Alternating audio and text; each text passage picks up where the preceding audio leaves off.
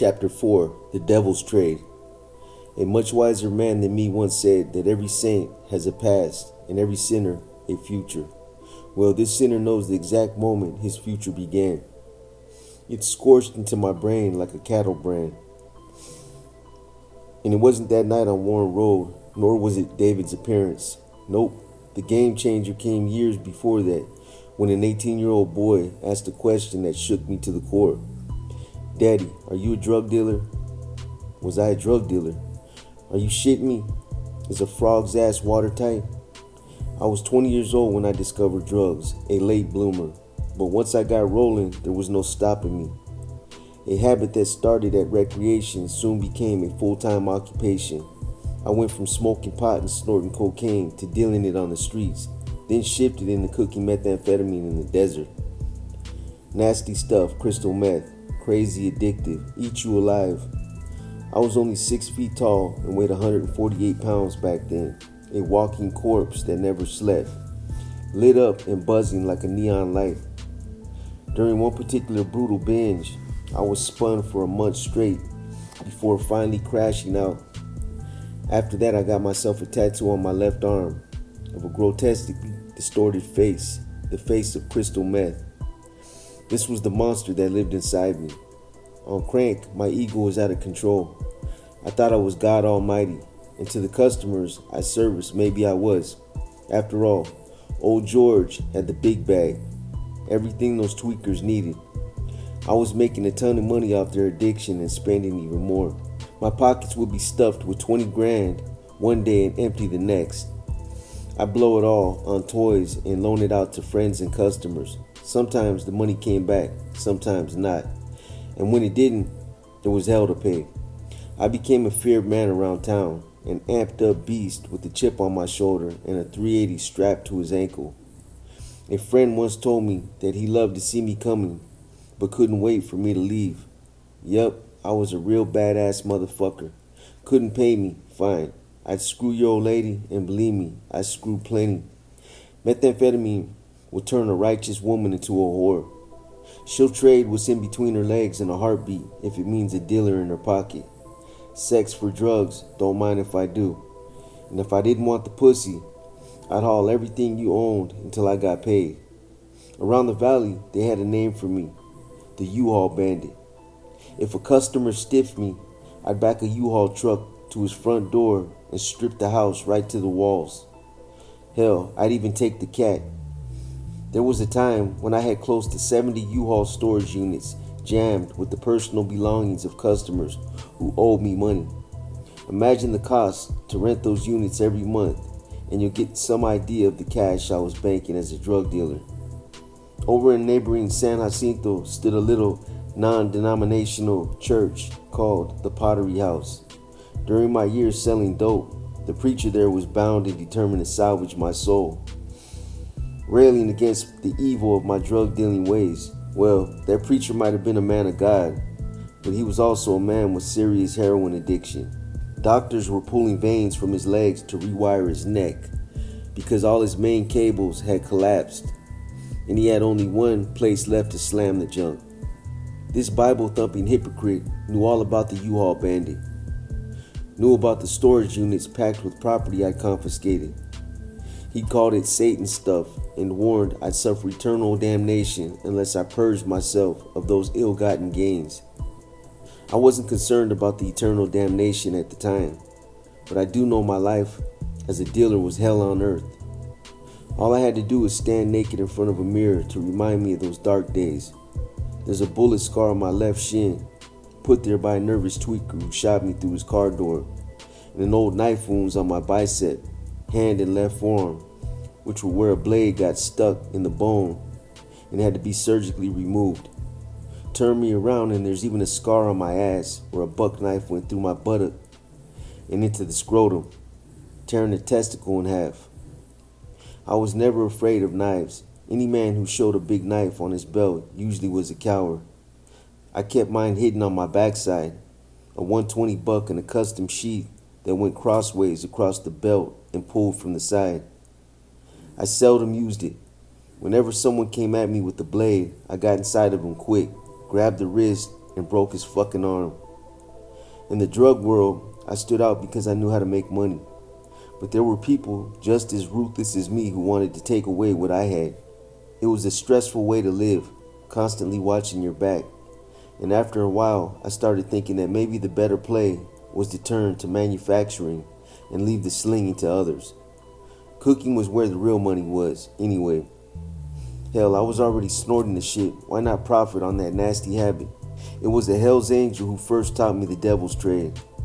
He was a friend of my buddy Freight Train, and I badgered the angel for 2 years until he finally agreed to take me under his wing and teach me how to cook meth. Our first class was held in a garage where the dude had his equipment set up like a small laboratory. There was a large glass globe with nipple-like cooling towers used to cook and separate ephedrine, the prime ingredient in the manufacture of meth. Nowadays, meth heads are forced to boil down Sudafed to extract the same shit, but in those days, I could get my hands on big drums of it. Breeders actually mixed ephedrine with chicken feed to make their birds crank out the eggs faster. The nation's hen houses were clucking up hopped up chickens. After 72 hours of cooking, when the brew had finally boiled down and separated, the garbage was skimmed off the top and the choice stuff was harvested from the bottom. That's where the money was. That's what I was after. Following my graduation from the Hells Angels Cooking Academy, I took my little operation into the Mojave Desert, where I set up shop in a rat-infested shed near the Marine Corps at 29 Palms. Out there, in the blast furnace heat of the Mojave, where inside temperatures exceeded 100 degrees, I truly felt like I was plying the devil's trade in hell. Every batch of meth I cooked yielded 12 pounds of high-grade dope, which I sold to a Mexican drug dealer I trusted. To every pound of pure meth, that Chicano added 4 pounds of cut, which meant 48 pounds of product went into San Jacinto Valley and beyond. God only knows how many lives I helped destroy with that toxic shit. It was around this time that I was introduced to a woman named Darlene, a single mom, 12 years my senior, with a house and 3 sweet kids. Darlene would teach me more about love and life than any other woman I've ever known, before or since. But back then, in the midst of my drug phase, I wasn't exactly writing sonnets and looking for a soulmate. Up to that point in my life, I'd managed to torpedo just about every relationship I'd been involved in, including a long-suffering girlfriend who supported my addictions while I ruined her credit, and 2 brides in short-lived marriages. The first, doomed for my dude, when I was a dumb kid with a cocaine problem, and a second, which I have absolutely no fucking memory of. The whole blessed event lost forever in a haze of cheap bourbon, fake tits, and psychedelic mushrooms. Now, there's a horror story. My mother and little sister, Lynn Ann, had moved from Hemet out to Laughlin, Nevada, where the heat really cranked in the middle of the Mojave Desert. The Colorado River cut right through town, and during the baking summer months, Laughlin turned into a rolling party of racing boats, getting laid and getting wasted. I was fresh off a stint in county jail for Grand Theft Auto, which, in the interest of accuracy, was really Grand Theft Motorcycle. One of my meth customers owed me a shitload of money, which, of course, she didn't have. I was ready to bring the U-Haul when she bought me a Yamaha 900 crotch rocket with a bad check. When the authorities came to collect the bike, I basically told them, "Fuck you, that's on her, not me." The judge didn't agree. 1 year in county, 3 years probation. I was still under that probationary cloud as I headed for Laughlin for a weekend party on the Colorado River. I was dealing meth and blowing a ton of money on expensive toys back then, and that day I was hauling a real beauty. 2 beauties actually, both exceptionally fast. Flat bottom racing boat with a 660 horsepower motor and a 20-year-old hottie with synthetic tits. On our way through Laughlin to the Colorado River, I stopped to visit my mother and little sister for the first time and last time. As much as I detested Mommy Dearest, that's how much Lynn Ann loved that woman. She loved Mother's body sense of humor, how she would drop her shorts on the highway and moon passing cars or rip a loud fart in a crowded restaurant. Noble traits to be sure, but our perceptions of that hateful bitch were far apart. On mother, we would never agree. The two of them were living with mom's recently retired husband, Bob, who must have heard stories about me because I caught attitude the moment I walked in the door. The first offense was sweating on the man's furniture. My second was raiding the fridge and stealing his bologna, which, in my defense, my sister later copped to. Anyway, by the time I'd allegedly eaten Bob's bologna, I was already plastered on wild turkey and, unbeknownst to me, my date had lifted a MasterCard from his wallet as a honeymoon present. I don't remember that. I don't remember the wedding that must have preceded the honeymoon. Hell, I don't even remember the weekend. All I know is when I finally sobered up Monday morning, I'd run up the credit card and married the brick shit house. When she informed me we were husband and wife, I thought it was a joke until I saw our wedding photo. A friend of mine later explained I'd eaten Filicon mushrooms that day, which explained a lot. Apparently mushrooms chased by mass quantities of Kentucky bourbon can make a guy do funny things, like get married. I had the charade annulled a few weeks later, but making MasterCard go away was not quite as simple. Bob pressed charges and mother testified against me, testified in court against her own son.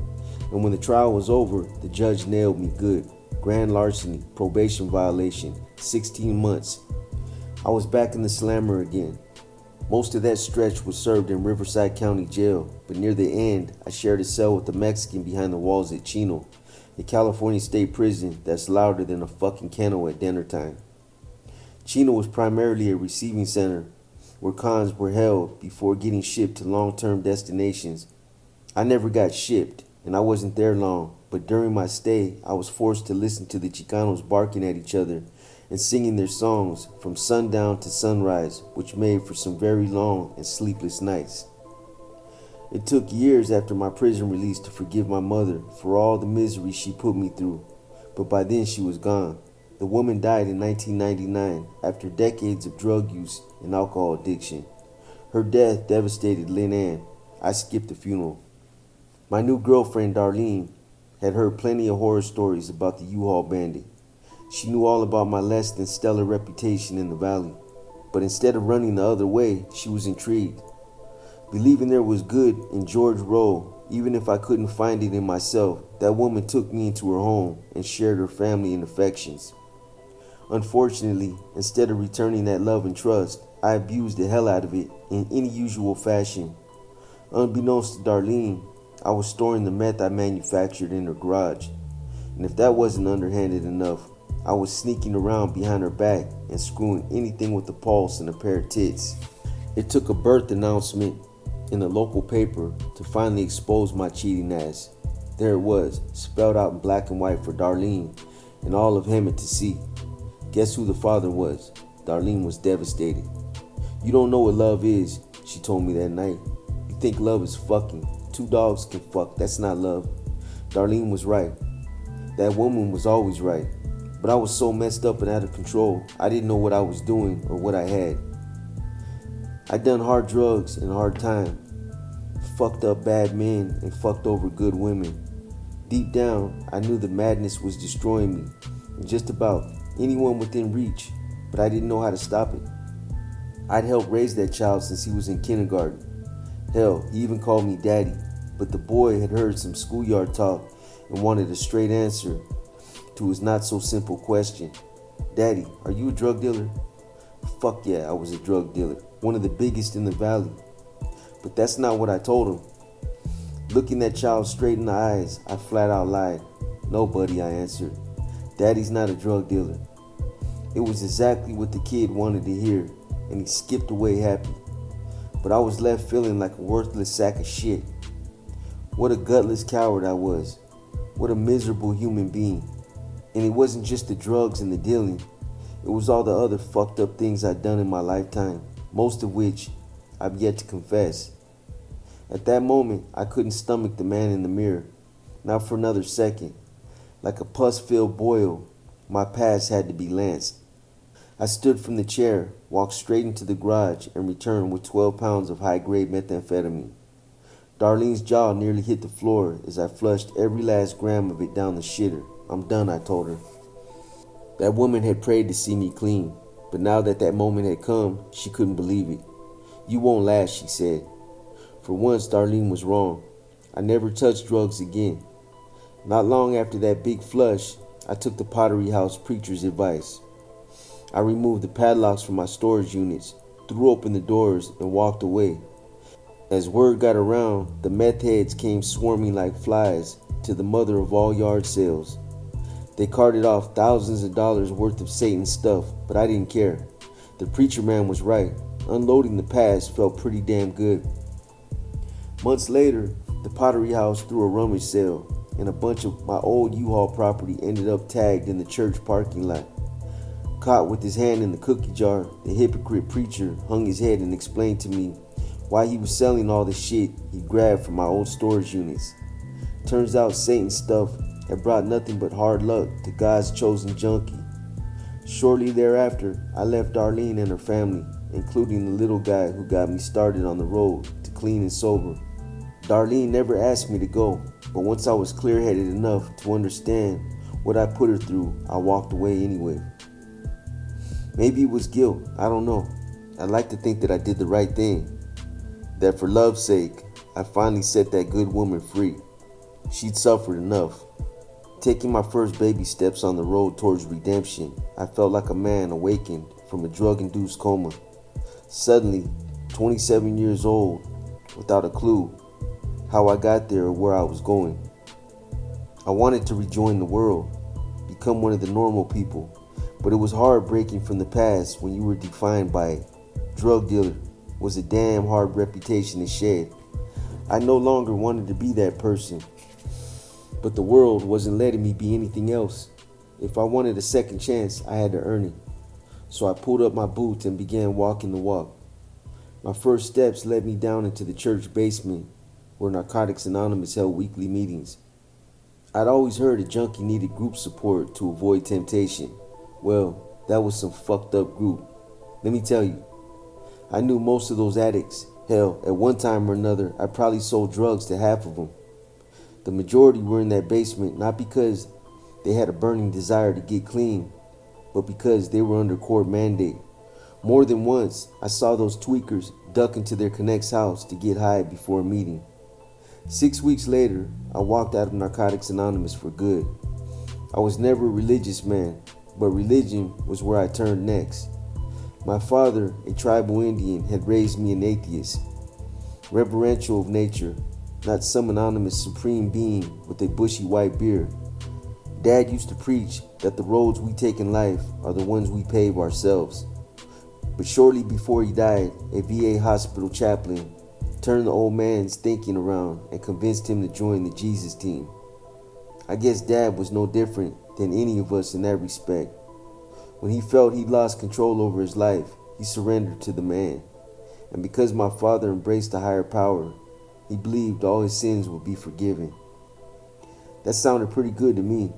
I found myself standing outside Catholic churches, looking for courage to step inside and embrace the mystery of faith. I was a sinner desperate for forgiveness. I finally grew some gonads and made it through the door, only to conclude that maybe faith and forgiveness didn't require a priest or a church, that maybe it's something personal between you and the Almighty. So I bought myself a jailhouse Bible, written so any 10-year-old could understand it, and began to study. Seek and ye shall find, saith the good book. And that's just what I did. Much like that first trip to Hemet in Mother's Oldsmobile, I was again looking for signs. A way back to God's good graces, I returned to sanity after all the madness and chaos in my life. I just had to keep my eyes open. When the Vagos came to town and began harassing the locals, that was the first sign. I saw it but never stopped. When David vanished, it was as if someone had taken that sign and slammed my face with it. And now that meeting with the sheriff had me thinking, was this the time to get right with the man? Through a long and sleepless night, I paced the floor of my shack in Villa Vista, chain smoking cigarettes while praying hard on what to do. By sunrise, those prayers had been answered. This wasn't just about payback for the Vagos. It was about paying back a community that I dumped on for years.